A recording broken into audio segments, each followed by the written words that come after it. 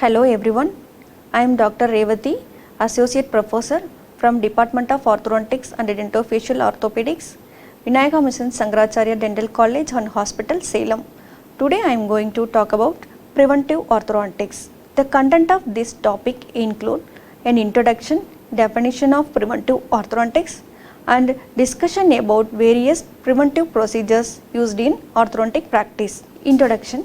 Preventive Orthodontics is a branch of orthodontic practice focused on educating patients and parents, monitoring the growth and development of the dentition and craniofacial structures, anticipating malocclusions with diagnostic techniques, and treating patients before malocclusion occurs.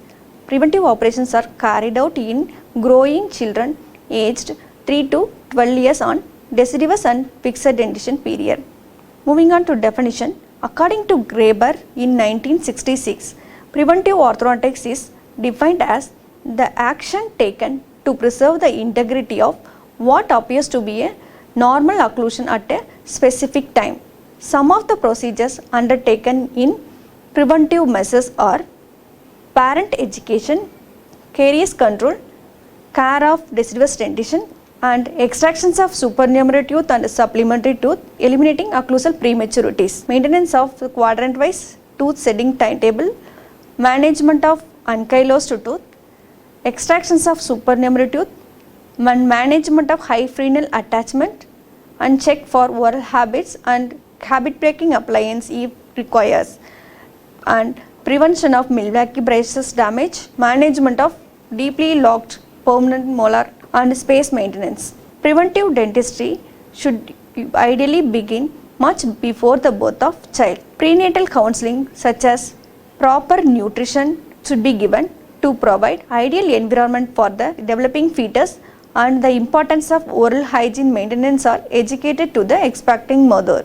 Postnatal counseling includes proper nourishing and care for child, and also should educate the preference of mother milk over breast milk.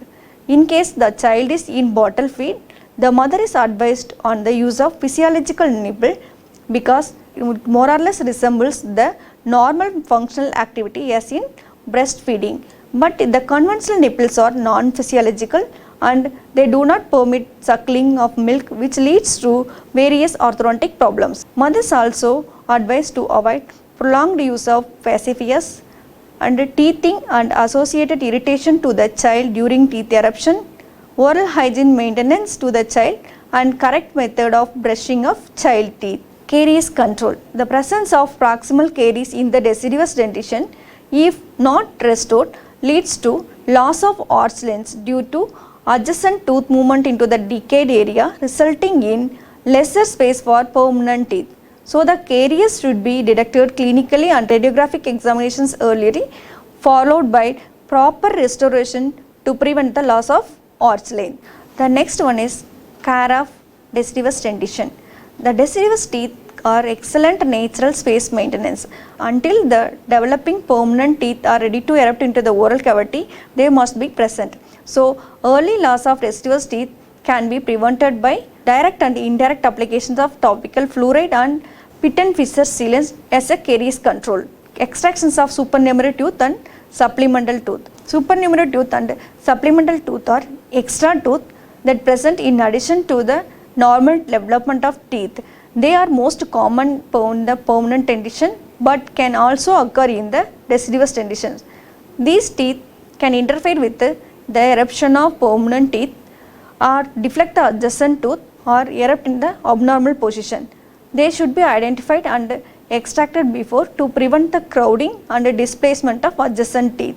The first slide is an example of supernumerary tooth between 1-1 and 2-1. Because of the presence of supernumerary tooth, the permanent canine is deflected labially. The second image shows presence of supplementary teeth. The supplementary teeth more or less resembles the natural teeth. Because of presence of supplementary teeth, it may affect the normal functional movement.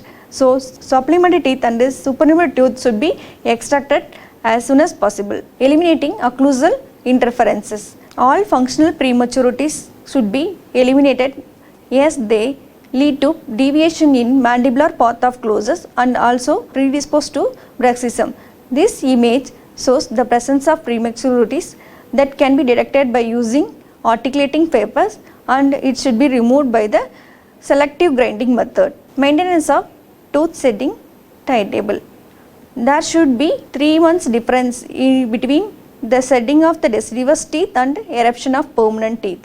Delay in eruption may be due to one of the following factors. There are over retained deciduous tooth root, unresolved deciduous root fragments, supernumerary tooth, cyst and tumors related to the teeth, overhanging restorations of deciduous teeth, fibrosis of gingiva and ankylosed primary tooth. The cause should be identified earlier and should removed to allow for the eruption of permanent teeth. The next one is management of ankylosed teeth.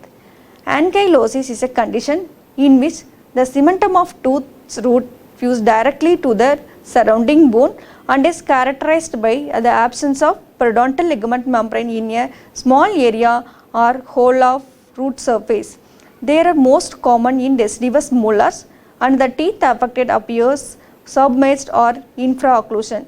They do not reserve and prevent the permanent teeth from erupting or deflect them to erupt into abnormal position. They can be identified by clinical and radiographic examinations. Extraction is recommended to permit the permanent tooth to erupt. In case the absence of underlying permanent tooth crown or composite buildups are advised to the ankylosed tooth to maintain the vertical height. Management of abnormal frenal attachment. Thick and fleshy maxillary labial frenum that is attached relatively low prevents the maxillary central incisor from approximating each other, that leads to midline diastema. This kind of abnormal frenal attachment is diagnosed by Blanch's test or intraoral periapical radiograph and should be treated surgically called frenectomy at an early stage as a prevention. The one more condition is called ankyloglasia or tongue tie. Within these conditions, the lingual frenum extending towards the tip of the tongue. This abnormal development of the tongue limits the movement of tongue, thereby difficulty in speech and swallowing. This condition should be treated surgically to prevent the occurrence of malocclusion. Oral habits and abnormal oral musculatures. Habits such as finger and thumb chucking, nail biting, tongue twisting and lip biting habits should be identified and stopped at an early age. These abnormal habits affects the normal muscular functions, which leads to development of malocclusions. The first image shows the presence of tongue twisting habits and the second image shows the presence of mouth breathing habit. Due to these habits, malocclusions may be happen. So that should be prevented by some preventive measures. Deeply locked permanent first molar. Occasionally, the deciduous second molar will have a prominent distal bulge which prevents the eruption of first permanent molar. In this case, the slicing the distal surface of the teeth helps the guiding of the eruption of the first permanent molar. The next one is the Milwaukee braces. Milwaukee braces is an orthopedic appliance used for correction of scoliosis. This appliance exerts tremendous force on the mandible and the developing occlusions, leading to retardations of mandibular growth and possible deformities.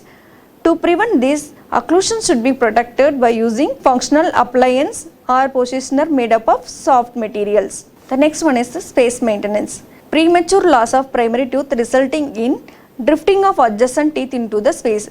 This causes abnormal axial inclination of the teeth, spacing and shift in the midline. So in this case, we have to give space maintenance. Space maintainer is a device used to maintain the space created by premature loss of deciduous teeth. Classifications of space maintenance includes removable types and fixed types. In the removable type, we have cost partial and rod partial, active and passive, and also functional and non-functional type. In the fixed type, there are banded and bonded fixed type, passive and active, and functional and non-functional types. There are some appliances most commonly used.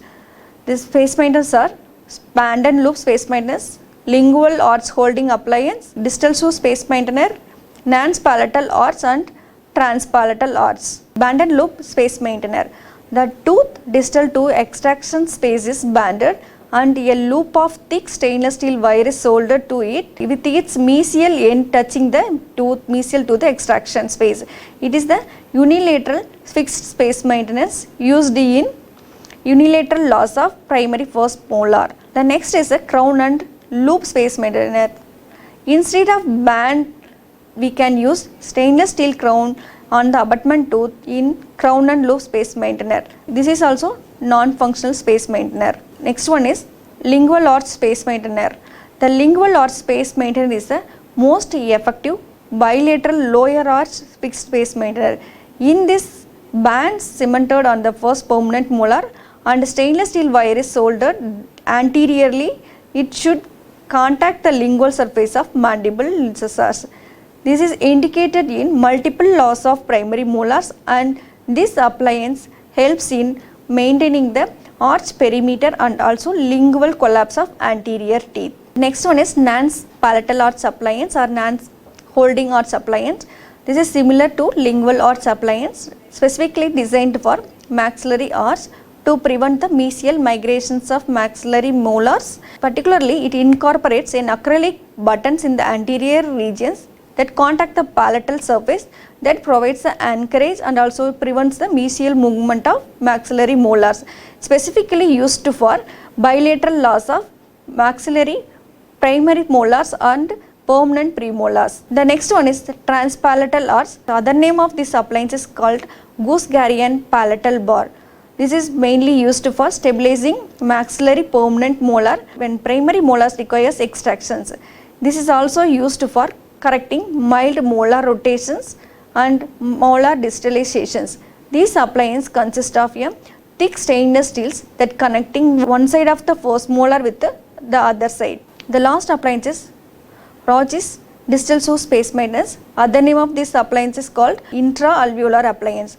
The distal surface of the second primary molars gates the unerupted first permanent molar. When the second primary molars is removed prior the eruption of the first permanent molar, the intraoral appliance provides greater control over the path of eruption of unerupted teeth and prevents the undesirable mesial migrations. On concluding, the prevention is better than cure. The preventive orthodontics plays a crucial role in promoting oral health by addressing potential issues early. This proactive approach not only enhances the quality of the life but also contribute to long-term dental health and well-being. Thank you so much for watching this video.